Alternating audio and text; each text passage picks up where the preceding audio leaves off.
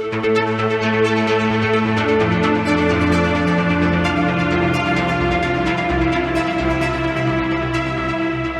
and welcome to another edition of the Sensibly Speaking podcast. This is Chris Shelton, the critical thinker at large. And as you can see, if you are joining us on YouTube this week, I am joined by my beautiful wife, Melissa Huff. Hello.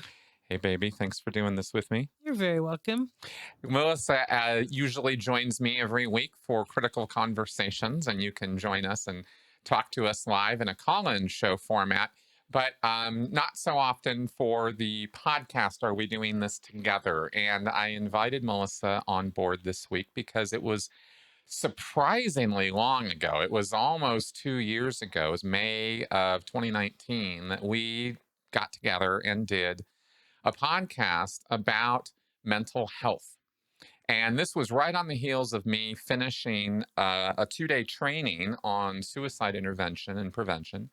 And it was a fascinating workshop, and I had a lot to talk about, and Melissa had a lot to contribute of a really important nature. And prior to that, we had, I guess, about a few months before that, we had done our first podcast where we discussed depression and some of our own personal struggles. And you were very open about some of the issues you faced. Yeah. And so we thought, here I am now, smack in the middle of a university program study on basically the subject of mental health and psychology. My program is incredibly immersed right now in therapeutic modes or modalities of, how do you treat people? How do you help people out of coercive, situations, out of very, very controlling, abusive, physically abusive, sexually abusive situations, the worst of the worst, in other words, of what we can run into when your own family is abusing you. I mean, these are things I'm now learning about, and it's rough stuff. And I have found this program to really, knock me around mentally, as well as physically with the demands of it. And they say on the program repeatedly, and for very good reason, that we have to take time out. We have to, self-care is the best care, and that we have to be mindful of that. And at first I was very cavalierly disregarding such notices and thought they were for wimps and thought that that sort of thing is kind of silly. But after repeated exposure, when you teach yourself a thing or when you're learning things yourself, then you can self-pace a lot easier than when you're on a program where they're throwing the information at you for hours at a time. And getting concentrated volumes of really difficult to process information, when it comes to the abusive nature of groups, gangs, trafficking, etc. You guys get the idea. So anyway, obviously that takes its own toll. At the same time, and as I've talked about recently, it has spurred in me some very fundamental changes of a good, positive nature. The difficulties that some of this stuff, it's not all just about how bad everything is. When we talk about treatment, when we look at how people address this stuff, we're looking at the more positive side because people do come through. They go through a process of catharsis, of healing, of restoration of trust. That's a huge thing, of realizing that compassion and which I think we'll talk about more here, is a reality that they can experience, both giving and receiving.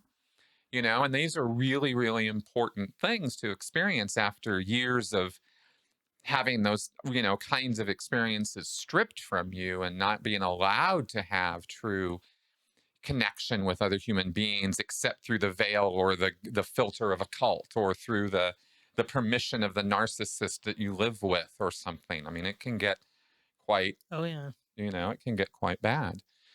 So I thought I would, since that time that we last did a podcast about this, but both Melissa and I have, a lot of water's gone into the bridge in 2 years, right? Yep. I've done a lot of learning, as you guys have followed. You have too. Mm-hmm. You know, you're looking at a couple people who have a lot of common interests and who have a lot of shared interest in the concept and topic of mental health and wellness, because we've both had our struggles with that. Hmm. Um, so, did you have anything about that with your own experience that you wanted to talk about? Because you spend an awful lot of time, just like I do, with and books and Yeah. videos and working on that. And education is, as far as I'm concerned, one of the most important components of how we lead better, more mindful, more happy, know, kind of lives. But what do you think? Yeah. Well, I mean, so you want me to talk about what's been going on with me? Well, just I would think I was more curious about, do you think your process of self learning or of working on this is and there's no right or wrong answers on this.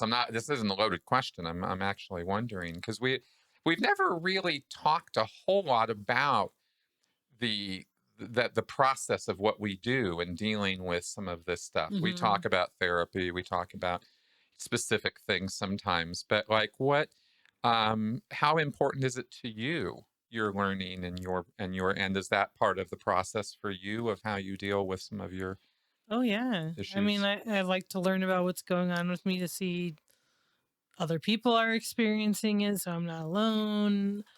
I like to learn about it so I can learn strategies for myself and learn about what's going on with me and maybe finally understand some things. Yeah, exactly. Mm. Have you found that understanding or reading up on these issues, because you've read gender specific and broad, Mhm. you've covered psychology and psychiatry in terms of, the differences and similarities Mhm. between them. Um, what other rabbit holes have you gone down in your own looking into this over the years? Hmm. Rabbit hole. God, I don't know, lots of them, but I'm trying to think of specific ones. They're just like the ones you mentioned mostly. Gender studies and women's health and mental health and depression. Depression, yeah, and the ADHD stuff, and I don't know what else. Mm, right. But yeah, I mean, just all kinds of stuff. Looking in, like I said, there's even comedy videos about mental illness to make you feel better. Like Yeah. Well, it's certainly true that laughter is a kind of medicine. I don't know if it's the hmm best medicine, but it's pretty good. yeah, It's pretty good. If you can get to laughing, you can almost start seeing your way through well, it is our coping mechanism for us, isn't it? yeah. And it is a way to see ourselves through some very dark times. I remember uh, I I don't know. Did we? I think we talked about this in one of the critical conversations, maybe, but it's maybe worth talking about right now in terms of when we talk about ways we have directly experienced how to ease or help. I want to be clear. I should have put this at the get go. This podcast isn't meant to be therapy, and we are not therapists. We are talking about the topic because we're keenly interested in it and it's something I'm learning a lot hmm about. But I am not pretending to be, and I am not playing a therapist here in this podcast. But I do believe sharing our experiences can be helpful, and it's on that basis that we're doing this. yeah. So that being said, um, I the storytelling on the RPF, the hmm movies and stuff. Did we talk about that? Have I mentioned that Yeah, on it? you mentioned it. Yeah, I talked Yeah, about that, right? yeah, I mean, this was a thing, that we would do yeah. to relieve the incredible anxiety we were all under all the time is hmm we would tell each other stories and movies and jokes and stuff because any laughter in that situation was a huge way of just being able to it could buy you hours of a little bit of moving the stress or the worry or the whatever you want to call it away for a little while. Excuse me. It was never any sort of a permanent fix or something, but we weren't pretending it was just a way to get through the day. And So anyway, that's just speaking to that point Mhm. on just even stuff like that. But I think actually one of the reasons why laughter is so effective or useful or impactful for us, not only do you get the chemical release, right? But it almost always represents some kind of a connection. And I'm kind of big on looking at things right now through this lens Mhm. of connection and relationships and stuff. I don't want to try to make out that the whole world is just that, or it can be reduced to some simple mechanism. But I don't know that we stress the importance of um, or the impact that relationships that the nature of our relationships, the health of our relationships, the quality of them, I think that has everything to do with whether we feel we are properly adjusted in the world, whether we feel we're getting along well in the world. It used to be almost the driving force in my life for quite some time when I first got involved in working for Scientology and for many, many years, even into the Sea Org. In fact, I dare say it was getting away from this that might have even enabled me to get out of the Sea Org in some fashion. That I would work very, very, very hard just to please a person who was an authority figure to me. And if they were happy with me, if everything was okay and I was getting the two thumbs up for my daily work or for my weekly work and everybody and that relationship was they were happy with me, then the world was good. And that's all that mattered. And that's a weird kind of thing to say or look at now, but that was how I lived my life, Yeah. and I think I actually developed that kind of attitude in high school, Mm. because I was not a particularly strong or forceful. I think I might have had a bit of a forceful personality, and I think that might have gotten me in trouble sometimes. And I certainly had a forceful mouth. um, but I was also fairly physically weak, nerdy, geeky, not a fighter, not the guy who was going to go get into scuffles with people. I would studiously avoid such things.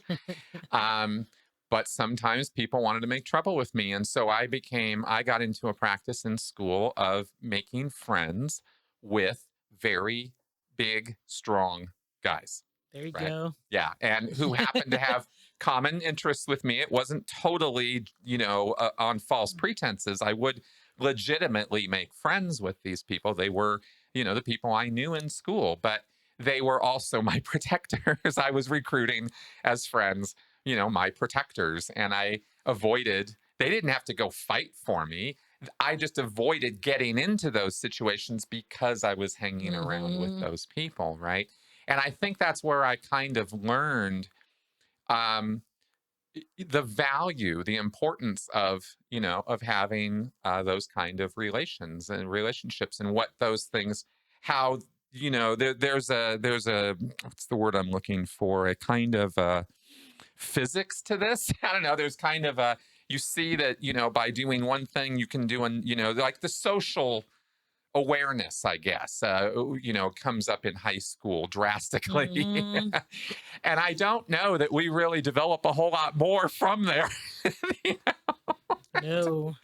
in terms of how we treat each other and stuff, No, we don't. Most people don't mature too much. Really, I mean, they really just don't, do Yeah. they? And we still, Mm. and in some ways, some people never really left high school. Mhm. But I digress. Anyway, I was Mm. talking about that because I was trying to talk about the way that the sort of the nature of how I learned about relationships that were helpful and useful to me. I could be helpful and useful to somebody else in the same way, or conversely, there could be some kind of give and take, and this is the basis of relationships. And I was like, oh yeah, that's how that's supposed to work, and they can really materially benefit you in your life. I mean, getting protected from getting the crap beaten out of me many Mhm. times in high school was a good thing. I avoided that and I never got beat up.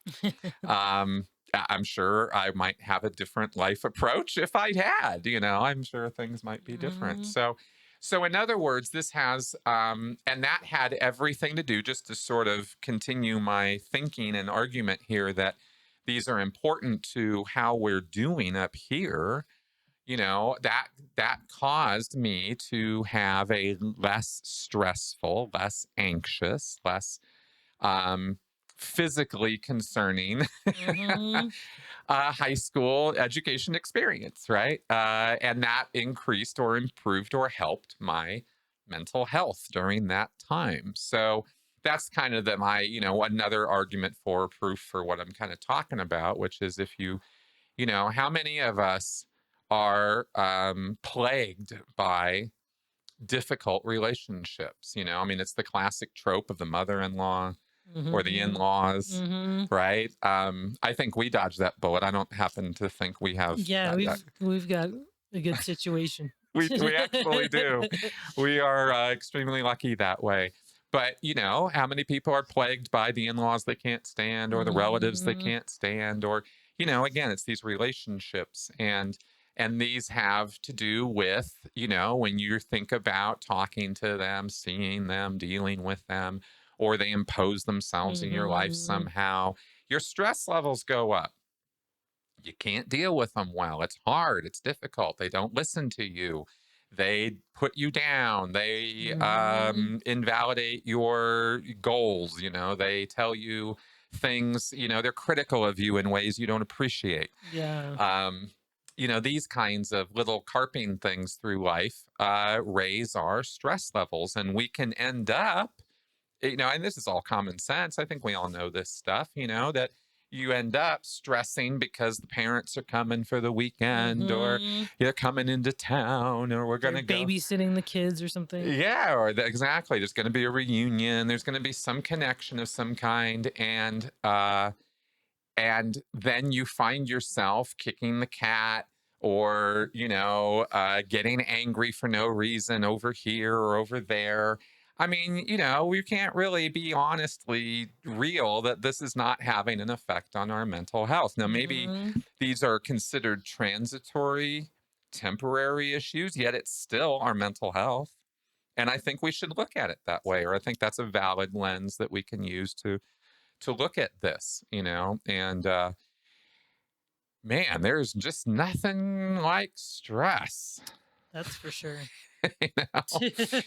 Now, of course, another challenge here with this that we wanted to talk about today are challenges, that we have. I've had many, and Melissa has had more, Mhm. I would Mhm. say, in getting help. And I thought of some things that I wanted to say today that I thought might help all of us, or that ways that we might all be more useful or helpful to one another and our mutual mental health. Um, which is kind of where my thinking goes with this stuff. But before I get to the silver lining, we're gonna have to fly through the black cloud a little bit here, Right. because we've got some things to talk about that are very real, very difficult, and can be real make break points for some people, depending on where they're at the moment when it comes to getting some help. Um, I'm going to like to turn the floor over to you on this one, and share your experiences or your knowledge on this. On the difficulties of getting help. Yeah, just some of the barriers we run into. I mean, the biggest one I think is money for a lot of people. I mean, Chris nods in affirmation. I mean, if you don't have health insurance, or at least good insurance, psychiatrists can be upwards of $200-300 an hour. So who can afford that? Like, especially in the beginning when you're first diagnosed with something, or you're first getting on a new medication, or changing a dose on your medication, they're going to want to see you more often. They might want to see you every 2 weeks or every month, and that starts adding up. So that's a huge barrier. Um, and then even if you do have health insurance, it could still be outrageous. But then you get the health insurance that's good enough to make it a reasonable price, and you find out that your psychiatrist sucks, and it's hard, because then you have to find another one. You have to go through all that, and if you're in an HMO like Kaiser or something, you might be stuck with somebody. That's why I don't like HMOs as much. But like And here, are we talking about like being in or out of network, that kind of thing? sort of like with most HMOs, they have the way it works with Kaiser is they're a very specialized HMO. Everything's all in one building, and they have all their psychiatrists, all their pediatricians, all their guys are all in one building for the most part, and you just go to one of them. But that means there's a limited number of them too. So if you don't like the psychiatrist at that Kaiser building, you're either going to have to go to probably a different Kaiser building, or you're stuck. Right.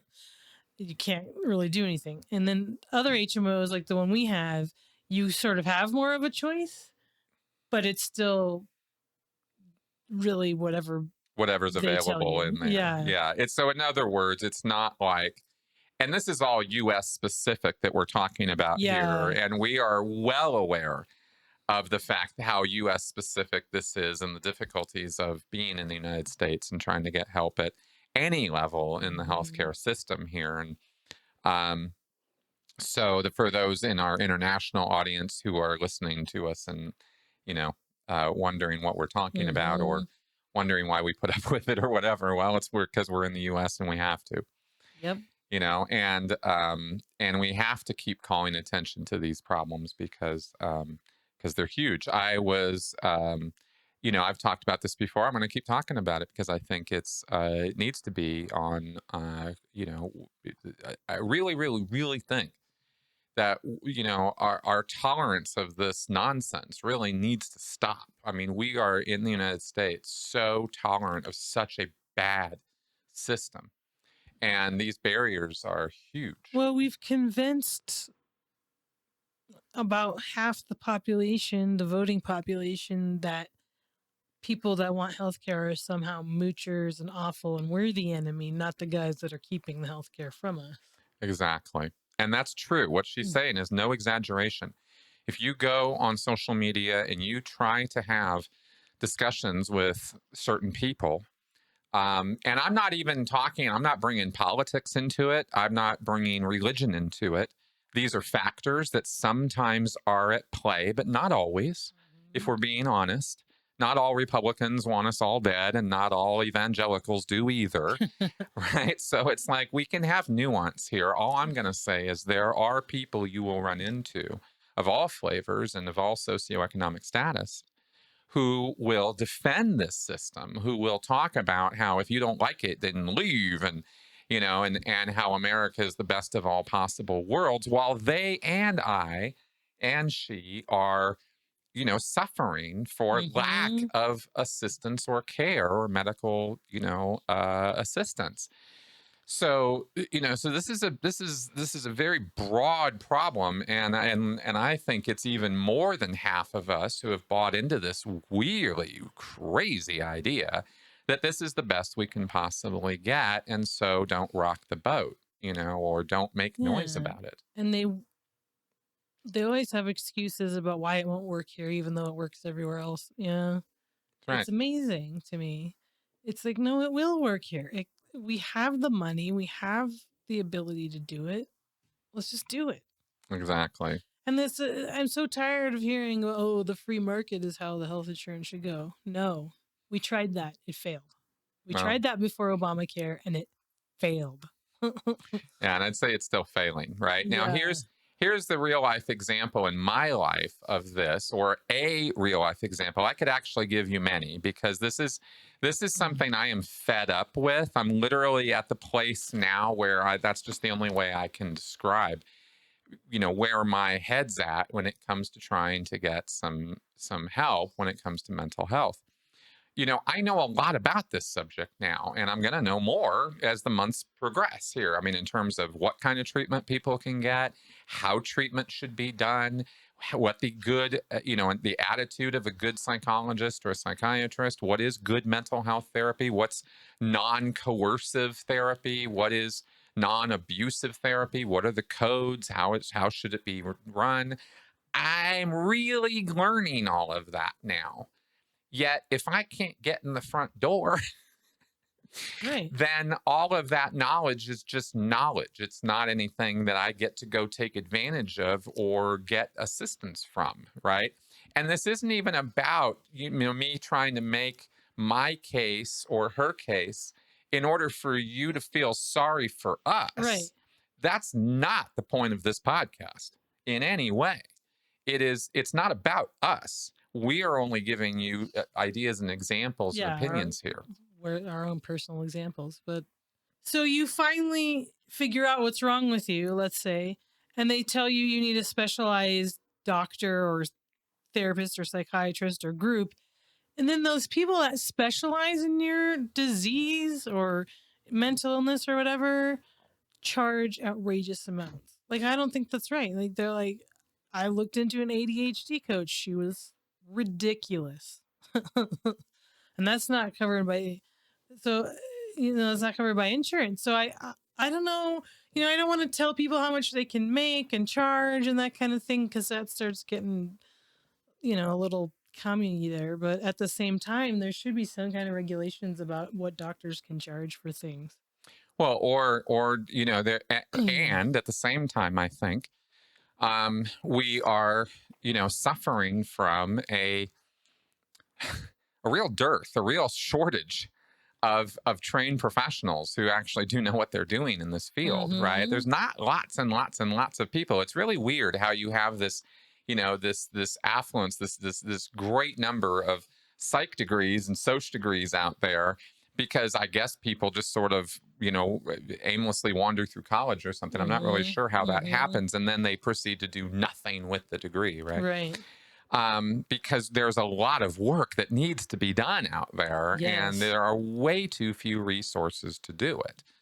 And that's just at a general level. Once you start, like she made the point, once you start specializing where you're looking for help from, a cult situation or a domestic violence situation, now you're talking about specialization, because treatment for somebody coming from one of those situations is different, or at least it should be, and there are different models for it, than your standard, regular, non abused, non coerced person who's going in because they are suffering from maybe some depression or some anxiety or a more general, broad thing that is not nothing. Don't mistake what I'm It's just saying not here. the same thing. It's just, the way you go about treating that is a more broad or general thing. A general practitioner of psychology or psychiatry can deal with a wide array of everyday normal things that all of us run into. But once you start specializing because you have a more advanced situation to deal with, child abuse, sexual abuse, coercive control, you were trafficked. I mean, Jesus, things like this, coming out of a cult. Now you have to have some specialized training. The general stuff ain't good enough. And I think we all know that. You want to know more about these things and the special problems and circumstances and the ways that you're going to go about approaching and tackling those things. And that's where that specialization comes in. And unfortunately, in the United States especially, specialization's going to cost. And it's weird because the other, just to continue the rant a little bit here, is our health insurance is always tied to our job. Yep. As a YouTuber, guess how much insurance I have, right? Absolutely none. I've only had insurance through my wife's job because she works for an insurance company. I try to go get some mental health therapy, just some general help, not even any specialized stuff. Try to get some medical help. Just get a physical right now. In the age of COVID, forget it. Can't get either of those. Literally cannot get those. And I am speechless. I mean, I thought of all things, a good searching physical would be no problem. Can't even get that right now, much less, getting called 15 minutes, as I've said before, getting called 15 minutes before my appointment to be told, oh yeah, sorry, actually, you're out of network. This doctor can't see you because your insurance won't cover it. even though it was right there and we made the appointment and everything looked fine. Mhm. You get a call like that 15 minutes before your appointment when you're all ready, you've been thinking, you've been gearing up for it, you're all ready to start talking to somebody new and fresh. And here we go. And you start thinking about how this is going to go and what it's going to be like and what are they going to do and what are they going to see and think about you. And all this stuff is going through your head for hours. And then you get this phone call. Yeah, okay, guess what? We're just going to pull the carpet out from under you and you get nothing, right? Because blah, blah, blah. And, that itself can have a deadening effect, a total dampening, well, you can take it very personally. you and you shouldn't. I can tell you from experience, you shouldn't take Mhm. experiences like that personally because it's not personal. And maybe that's the problem is that they're not personal enough. Mhm. But, it can hit you hard. And I have a thing personally about getting help. I am not easy to help necessarily. I am not someone who extends trust easily. And I have lots of very good reasons to think the way that I think about that subject. So once I do start opening up or do decide, okay, let's go in this direction, let's see what we can see, let's see what we can do. To me, it's a big deal, and I think it should be a big deal. I think going to see a doctor, getting some help for anything, physical, mental, I think those are important things in our lives, Mhm. and they're significant. So anyway, it can be rather devastating. Yeah, well, I mean, I think I heard that our expectancy in the US is going down instead of up. Interesting. Mhm. Interesting. Well, I At, can't I can't see at how. least for like my generation and maybe yours, because millennials and Gen Z are like, we have no access to anything. Mm, yeah, no, you know? I can see that. I can see that a lot more clearly now than I would have said even a year or two or three ago. Mm-hmm. It's not just, I mean, it takes some time to start. Anyway, yeah, yeah. So it's kind of bad. So access can be difficult, is kind of Mm-hmm. basically the point. And we got to acknowledge that if we're ever going to be able to do anything about it. So, the point of us is not just to sit here and rant and rave, but we're really trying to raise awareness of a real live issue here that affects all of us. Of course, because the thing is with poverty and not getting access to good, healthcare and especially mental health care, then crime happens and that affects all of us. Exactly. And I'm not saying that everybody that's mentally ill is going to go commit a crime. I'm just saying when you're poverty stricken and then you have a mental illness on top of it, it's a lot easier to go in that direction. Well, it's true. It is. And Mm. I don't think that's particularly a controversial statement. And we have taken great pains before in our earlier podcasts about this, and we'll do so now to say, that the stigmas connected with mental health and mental illness are legion. They are ridiculous. It is silly and stupid how many people, their eyes widen, it's almost like a threat assessment, oh, whoa, a mentally ill person? What? It's not like that Yeah. at all. Mental illness is something that I believe is a spectrum problem that it is on multiple axes. It's not just one single one Right. dimensional spectrum of sanity to insanity. But, kindly tell me what is sane and what is insane, Well, you know? they're starting, I think, in some arenas, they're kind of trying to change the names of it too and not be like mental illness or uh, anything like that, or you're mentally ill. They want to change it to things like, you're neurologically different or you're neurodivergent or you're, you know, Mm. because, it's not exactly an illness. There's something else that's, it's like, Oh no, totally. We've been having this mm, wrapped up. This whole subject has been wrapped up in medical terminology since yeah. it started. Really, I mean, this goes all the way back to Bedlam days and pre even you go pre Hmm. Enlightenment, and it was just lock people up, throw them off a cliff, drown them, do whatever you want Yeah. to them. Nobody cares. But And I think that's after. why they want to change the name of names in a lot of ways, is because when you say mentally ill, it's like you make it sound like the person's lesser and just, whatever. Oh, you're sick. Well, That's your problem. there is certainly that to it. The other, I think, even more um, damaging, difficult, problematic. I'm not sure exactly what word to use here to describe this, but I think another huge problem connected with calling um, these difficulties, these psychological issues or problems or disorders that people have or experience. I think another problem with calling it an illness is the expectation that it's something you can cure, that you can Right. apply a pill, you can apply a salve, you can apply a medication of some kind, and you will make it go away and it will never return.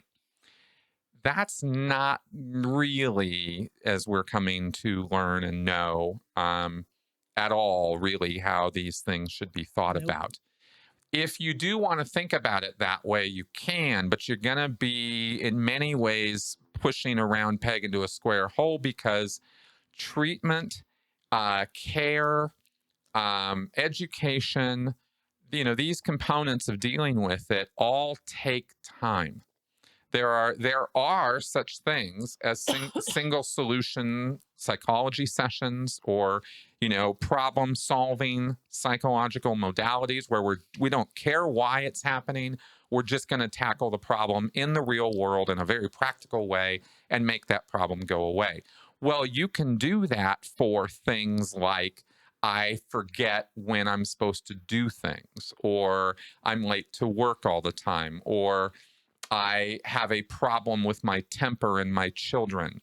There are things you can very much do that have nothing to do with delving into your childhood to figure out why you're always late or why you have a temper tantrum with your kids. You can solve those problems, in other words, not always, of course, but there are practical solutions, things you can do, apps you can load, ways you can rearrange your life, in other words, to, solve that problem. But let's not pretend that by doing that, we've gone in and, excoriated something from your Yeah. brain, you know, or have cured you of something. We have Yeah. we have coped with a solution. Yeah.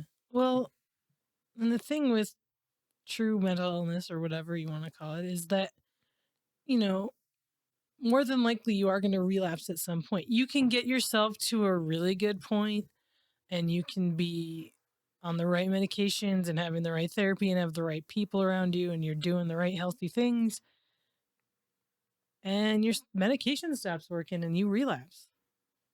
It happens all the time.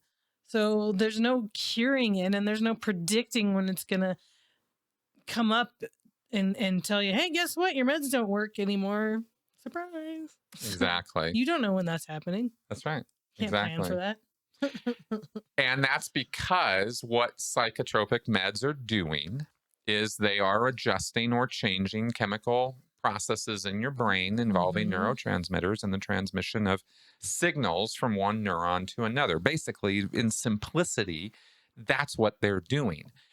Sometimes that is helpful for a period of time. Sometimes that's helpful for a long period of time. Sometimes it permanently changes the condition. But you notice I had to say sometimes in front of every one of those statements. Also, sometimes it doesn't do a damn thing.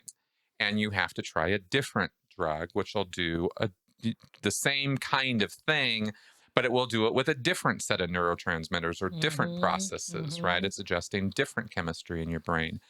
But all of these things, that's basically what they're Yeah. doing. Slow you down, speed you up. Whatever it Exactly. is you need. That's right. But the fact of the matter is that when we talk about psychology and psychiatry, we're talking about subjects that are still in their infancy, as we said many times, but we Hmm. have to allow for that because, for example, if I'm accurate on this, and I believe I am, you got 50 some odd neurotransmitters up going on up here, and they haven't even named them all yet. Hmm. You know about dopamine, you know about oh God, norepinephrine and Oxytocin. oxytocin, and there's a lot that we've Yeah. got some figure out done with. but there's a lot we don't. We know Yep. they exist, but we don't know a whole lot about what's going on, right? Then there's, then there's neurons, and then there's glia, and which is the glue that holds it all together, which itself has functions we don't Hmm. understand, or we're just trying to understand them. So there's so much we're still learning with this. Um, that it could be that the entire approach to calling it mental illness, this is, I'm trying to get on this topic here of calling it mental illness here, it could be very, very wrong wording, simply stemming from this idea that in the 1879 or 1850 or whatever, when they were first formulating this stuff, and they're cataloging this array of behavior that people call irrational or insane in Victorian England, which is one of the most repressed societies, by the way, Right. ever, right? And these guys were trying to catalog mental illnesses, and they were watching a lot of strange behavior from a lot of, from people acting very strangely. And they decided, well, these people are sick because we don't know how else to No, we think don't about it. understand them, so they're sick. And we did not yet know hardly anything at that moment in time when those assessments were being made about the nature of the brain, and even what I believe, even more importantly, the vast importance and nature of communication, interpersonal relationships, communication, and most important of all, compassion and empathy. It was easier, faster, and more expeditious and more financially, um, simple to just lock people up. Throw them in straitjackets, torture them even, and call it experimentation. And things like that. It was a lot easier to just do that. It's always been easier to hurt people than it is to help them. It's just sad but true. You can always Hmm. pick up a rock and hit somebody over the head, and then that's it. You don't have a problem with them anymore. It might take an hour or two of sitting down with them and acknowledging some of your issues and your problems and the Hmm. things you did wrong in the relationship in order to smooth it all out and really help the person. And who wants to do that? Exactly. Right? But in fact, going there now, we can talk about and have and will continue to talk about systemic issues with the fields. Um, I'm much more interested these days. Once my ranting is kind of over a little bit, um, because it's hard. It makes it hard for all of us. Is really the point is of that. And I wanna get your guys' help out there to be aware of this, so that if legislation is proposed, Hmm. if funding is proposed, if programming is proposed in your area, in your state, because this is in the United States, it's state by state. That's how most of this stuff is administered. It's not the federal government that's going to come to the rescue on a lot of this. It's state by state. That's how difficult of a challenge this is. And but if we are keeping it in the back of our minds, if not the front of our minds, if we are cognizant of the problems in this field, that nobody's got it wrapped, Yep. there's no magic solution or bullet, silver bullet here, and no one has got it all figured out.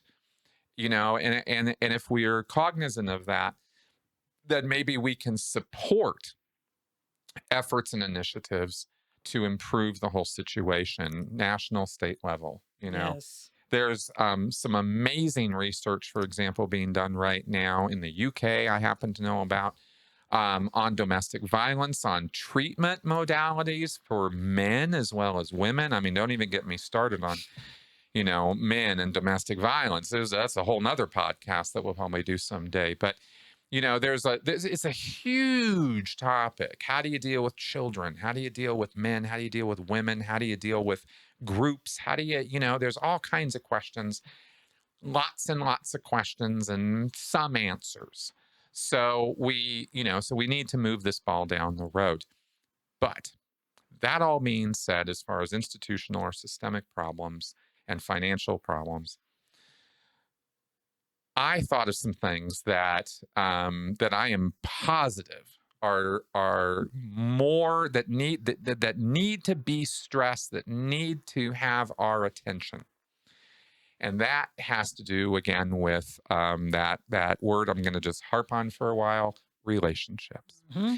And, and what do I mean by relationships? Well, if we go with Bateson, and I was horribly mispronouncing his name through our entire podcast last week. Oh I no. kept calling him Batson. Okay, Gregory Bateson. Now, yes, I'm a little enamored with him. There's another man, R.D. Lang, I'm also looking into and studying. And it's not. This isn't about a guy. This is about a concept or a theory of approach to relationships and to mental health. It has been posited. It's been put out by Bateson and others who were studying this quite intently that and this isn't validated research. This isn't like, we know this is the answer. It's merely a suggestion at this point, but it is that perhaps the relationship of an individual to the world around him, and not just when I say relationships, I'm positive most of you thought about wives, husbands, family, perhaps coworkers and friends. But did you think about your pets? Did you think about your car, your house, your stuff? The world around you. They're all relationships. I have a relationship with this deck of cards. I pull it out every week and Yep. we read from it. These are my critical thinking cards, right? These are a very important thing in my life. These actually serve a really useful function for me every single week. Obviously, so does my car, right? Mhm. And there are people out there who are afraid of cars, afraid of things. It's not Mhm. just people, right? So relationships, if you think about it, we are involved in intense, intimate relationships with lots and lots of things and Mhm. people and individuals and living creatures around us. And it's really not a matter of trying to start a fad or try to start some gimmick here by stressing this word. It's a whole field of thought. And it's involved with genetics, with cybernetics, which is a fascinating topic in and of itself, with systems theory. This is high level stuff. Actually, it's not just simple Simon. I'm trying to throw out mantras here. And I got a lot to study on it myself before I'm going to be able to claim that I totally understand all this stuff.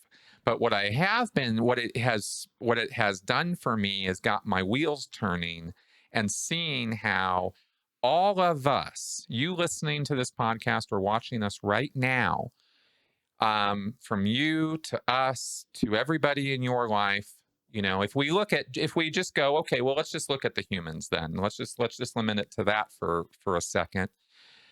What are the state of your relationships? How would you judge them? How would you think about them? You know, how have they been? How do you expect them to be in the future?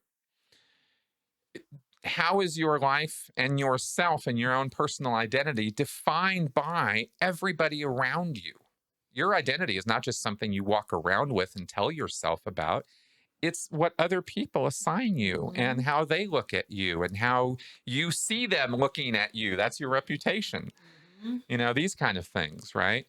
So, my point, or where I'm going with this, is that if we could be more mindful of this as a point of our mental health and stability and security, when you have good relationships, when everything is going smooth, when things are on the up and up, are we not happier? Is our life not smoother? Do we not view the world through a less anxious lens when we have a good partner that we can talk to? Yep. When we have kids we're in, that we're feeling like we're doing things for them and they're doing things for us. When you can go to work and you're doing a decent job and the boss is acknowledging that you're doing a decent job and your coworkers are thinking you're pretty good and you're pretty happy with them.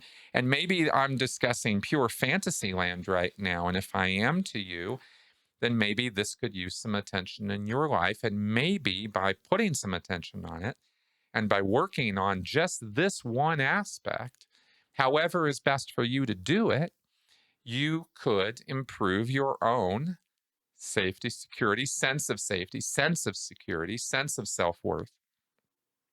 I think these are important things. In fact, I think these are very important things. Mhm.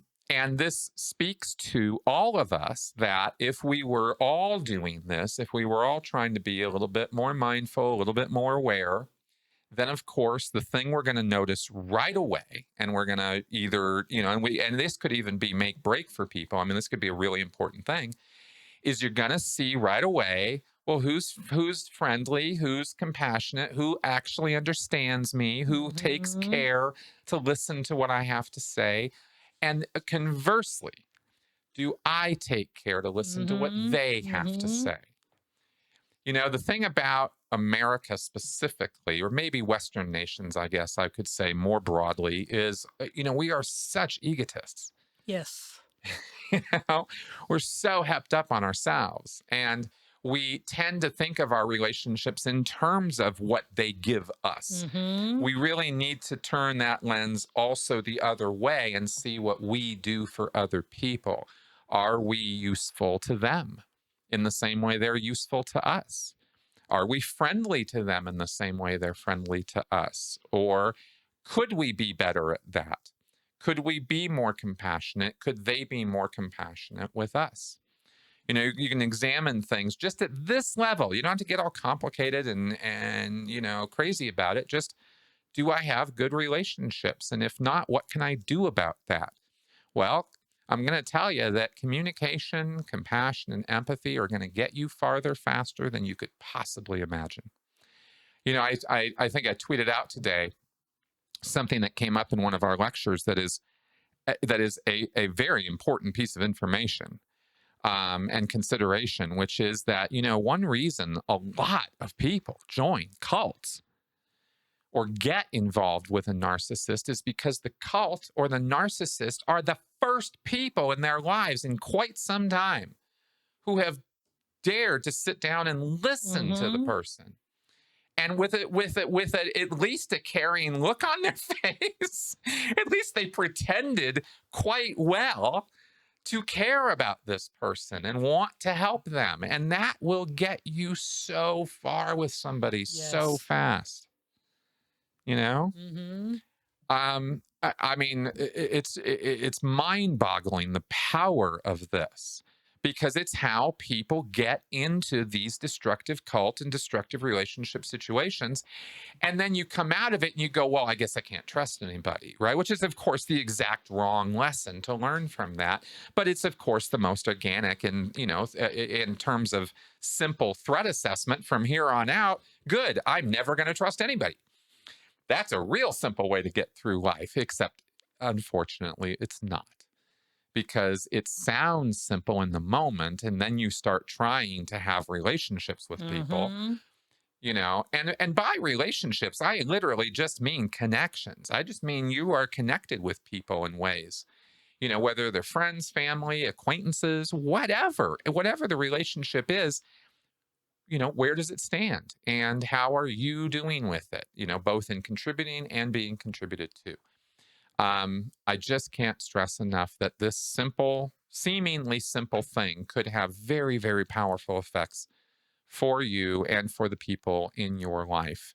And it might surprise and amaze you how little attention you need to put on it in order to have truly amazing effects with people in your life, right? A smile, a touch, can sometimes do wonders. A real, honest conversation can change somebody's reality and mood. And I Mhm. guess we could say mental health, for a very long time. You can make a huge difference in other people's lives with the simplest of things. So, in other words, chaos, be kind, right?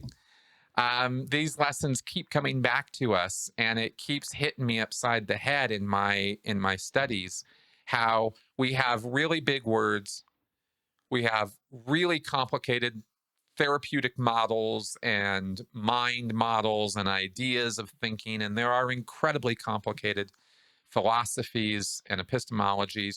How do we know what we know? How do we relate to the world? How do we relate to each other? All this really deep, deep thinking by people way smarter than me. And then there's just the simplicity of, at the end of the day, you can kind of take all those $20 words and big highfalutin concepts and reduce it down to, hey, you know, let's just be kind to one another. And you'd be amazed at the power of that. And I just want to keep stressing that because I know that to be true. That's not a supposition on my part. Um, so if you want to have a direct effect, a positive effect on the people around you and on yourself, then put that out there. And if other people in your life, if the problem is that other people aren't listening to you, aren't there for you, don't care about you, it's okay for you in your relationships with others to bring that up, to kind of call a spade Oh and, yeah. kind of say, hey, what's up? How we doing? It doesn't seem like I listen to you. It doesn't feel like you listen to me. Maybe we could sort this out. Maybe we can have a conversation about it, whatever.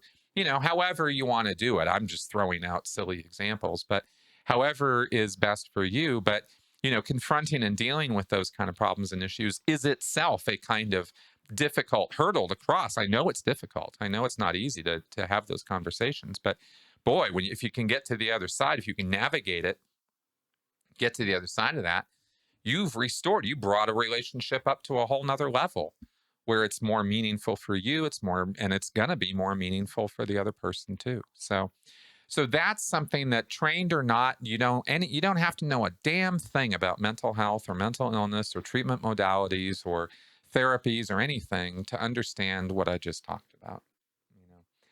And if we could do those things better, then and be more mindful of the relationship aspect of our lives, I think, then we're starting to see the world in a different way. And I think we could have a better world as a result. And that's my big change the world statement for the week. But I want to always, I really try to find the positives, to accentuate those. Sometimes irritatingly so, but but I think we've acknowledged some real problems in this podcast. This isn't all just airy fairy nonsense. It's just, we have these problems. These are big problems. We're not all able to get the help that we think we could use or that could help us. But can we do anything? Yes, we can. We can always do something. And I don't care if Scientology says that too. I do believe it's true that you can always do something about it. I will certainly distance myself from the Church of Scientology in saying that, but that is a thing. So, okay, guys, that's what I wanted to sort of say this week. I don't know. What do you think, babe? Anything else to add? No, really. I just think, yeah, be kind to each other. Let's try to get better healthcare in this country so we can all get mental health care. Exactly. Because that's not, I think that you can have some really big effects with some of the stuff I was talking about. But let's be clear, I don't expect that to be curing ADHD or depression or anxiety. This is all about coping and learning and improving. This isn't about, curing. Unfortunately, we don't have that for these things quite yet. And yet we have them and we have to deal with it. So what are we going to do? Well, we're going to do the best we can. So here's to you doing the best you can. And we will continue to try to do the best we can. Thanks for coming around and listening to us this week, guys. We really appreciate it. And we hope that this podcast was helpful, useful, and hopefully possibly entertaining in some way as well. All right, guys. See you next week. Bye-bye. Goodbye.